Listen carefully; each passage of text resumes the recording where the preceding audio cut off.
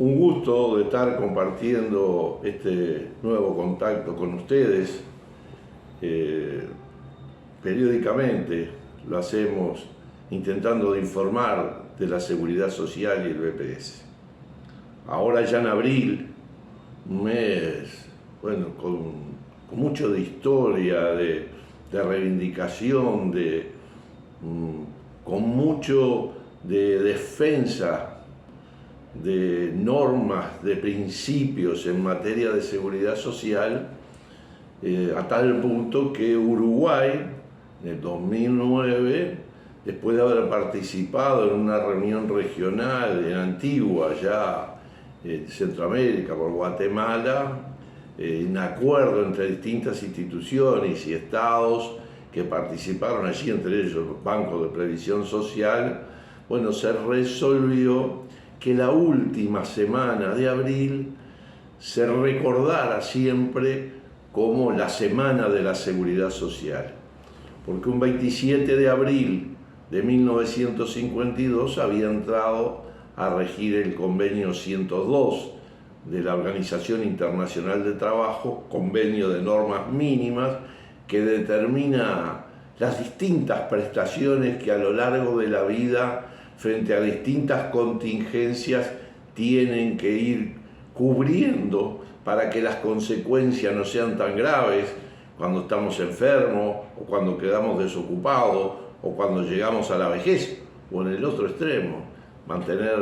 la maternidad atendida, el derecho de ese niño que nace una asignación familiar, o las pensiones invalidez para que nace con una malformación o adquiere una discapacidad. Bueno, ahí tiene que estar la seguridad social. Y además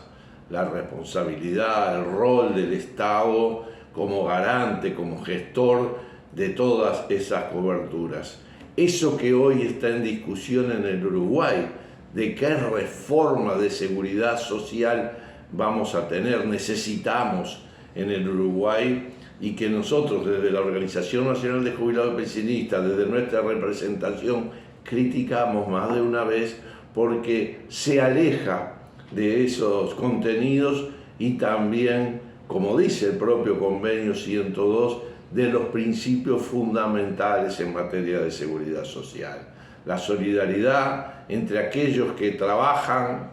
para financiar las prestaciones de quien, por razones ajenas a su voluntad, no pueden trabajar, o la solidaridad de aquel que a veces debe poner más de lo que va a recibir para que otros puedan recibir más de lo que pueden poner. Entonces, en los dos sentidos, solidaridad, y por eso nuestra confrontación, nuestro desacuerdo con el ahorro individual obligatorio, ese que administran las AFAP y que ya en 28 años ha quedado demostrado que no es por el camino que debe transitar la seguridad social. Con experiencias internacionales, pero también en nuestro país, cuando hoy el promedio de pasividades por el Banco de Previsión Social está en 32.000 pesos, mientras que apenas llega a 8.000 el promedio que pagan las administradoras de fondos de pensiones. Sin duda, creo que estas son cuestiones que cuando uno mira organismos de Naciones Unidas como la OIT, que después de discusiones que algunas trascienden lo que es una propia conferencia, porque son procesos que llevan 1, 2, 3 años de discusión, encuentra, algunos principios que son y deben seguir siendo irrenunciables, como la universalidad, de que todos tengamos derecho a todas las prestaciones que el modelo de seguridad social tiene. Y en ese sentido la participación, otro de los principios, eso que se refleja en la composición a través de la Constitución de 1966, que crea el Banco de Previsión Social con un directorio con participación social, además de participación política, y que hoy, cuando se discute esta reforma, esa agencia reguladora que se pretende crear, no sabemos qué capacidad de observación, de contralor tiene, porque no ha quedado claro, y cuando han ido representaciones del Poder Ejecutivo al Parlamento no han sido lo suficientemente claros. Hasta tiene visos de inconstitucionalidad porque un órgano como el Banco de Previsión Social, creado por la Constitución de la República en su artículo 195, resulta que ahora, por una ley que es de rango inferior, las leyes a lo que es la Constitución, pretende tener roles que en definitiva se los confió la Constitución al propio Banco de Previsión Social. Y en ese marco de ese abril, en la defensa de esos derechos, trayéndolos a tierra, a la necesidad de la mejora, porque también la suficiencia es uno de los principios en materia de seguridad social. En ese camino la UNASPO ha resuelto que el 21 de abril, el viernes 21 de abril, habrá una gran movilización de Montevideo y confluirán a las 10 de la mañana en el Entrevero delegaciones que vendrán de todo el país, desde lo más al norte hasta el este, del oeste, de cada uno de los lugares, para, como fue esa movilización histórica del 10 de noviembre, nuevamente concentrarnos allí en el Entrevero para marchar hasta la presidencia, en la Plaza Independencia, para hacer oír nuestra voz, nuestras razones de que realmente estamos muy preocupados porque pasamos 3 años donde el ajuste de las pasividades fue por debajo de la inflación. Es decir, cada año íbamos comprando menos, pudiendo consumir menos. Y este año, parecería que se revertía la situación cuando el 1 de enero el ajuste fue algo superior a lo que fue la inflación, pero no nos permitió recuperar todo lo perdido y se profundizó más esa pérdida cuando se nos quitó el 3%. Pero cuando vemos pasar enero, vemos pasar febrero y vemos pasar marzo, el primer trimestre del año resulta con un 3,5% de inflación, otra que ese pedacito de 1,4 que habíamos recuperado se desaparece a partir de una economía que cada vez nos exige más y con jubilaciones que en su inmensa mayoría son menguadas, son insuficientes, y que por eso y por el derecho de defender a los programas de vivienda, que en esta época,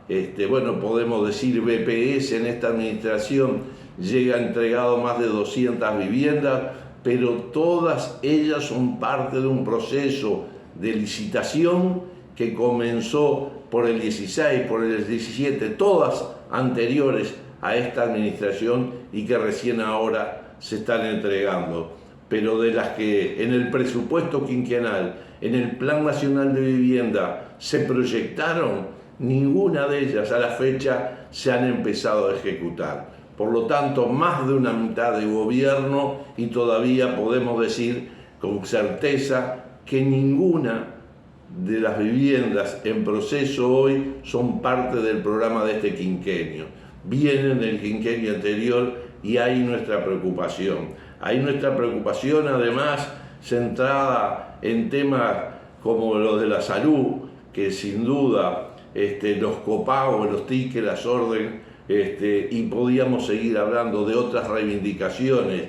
que sin estar proyectadas ni pensadas en lo que iba a ser la pandemia, cuánto ayudó a salvar la pandemia tener un plan Ibirapitá que permitía tener el contacto con nuestra familia, con nuestros amigos, más allá de estar encerrados, el aislamiento producto del COVID-19. Sin embargo, las modificaciones que se hicieron en la ley de presupuesto,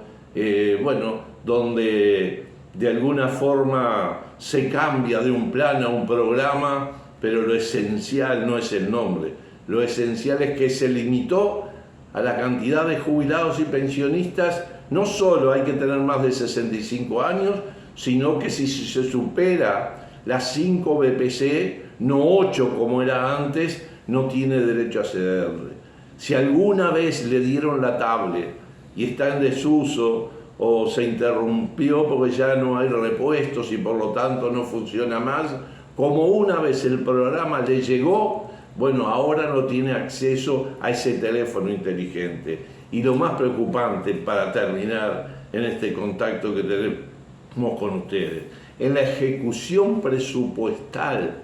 del año pasado, esa que hace una semana en el directorio evaluamos de qué pasaba en lo que habíamos proyectado gastar en el 2022, cómo lo habíamos ejecutado, increíblemente encontramos números preocupantes en políticas que son sensibles a nuestra representación y a nuestros reclamos. Porque el programa Ibirapitá, que habíamos proyectado gastar 215 millones de pesos en el 2022,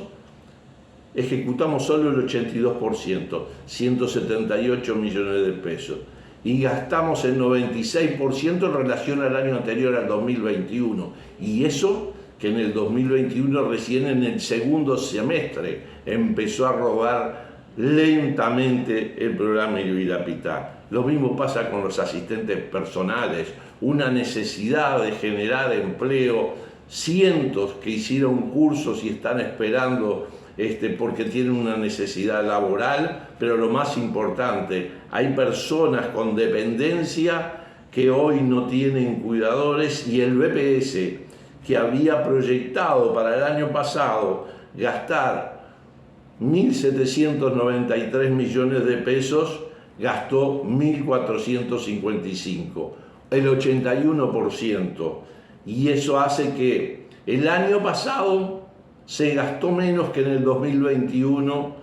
pero además también en el 2021 se había gastado menos que en el 2020. Si comparamos con el 2019, un 24% menos. En una respuesta también, cuando hablamos de la necesidad de sostener la seguridad social, miles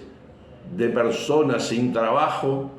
que no tienen derecho a la seguridad social, que necesitan empleo, cientos de personas con dependencia que precisan de cuidados, y unos ni otros tienen respuesta en esta reforma. Ahí nuestros cuestionamientos. Y estos datos, estas cifras del balance que hace el BPS de la ejecución presupuestaria del 2022 son claras, mostrando, las limitaciones o las no discusiones del centro de lo que debería discutirse en materia de seguridad social. Estamos con expectativas, esperemos que no avance esta reforma y que haya un ámbito de diálogo, de participación, donde actores sociales y políticos analicemos cuál es la verdadera reforma que nuestro país necesita. Un gusto de haber compartido con ustedes y nos vemos pronto.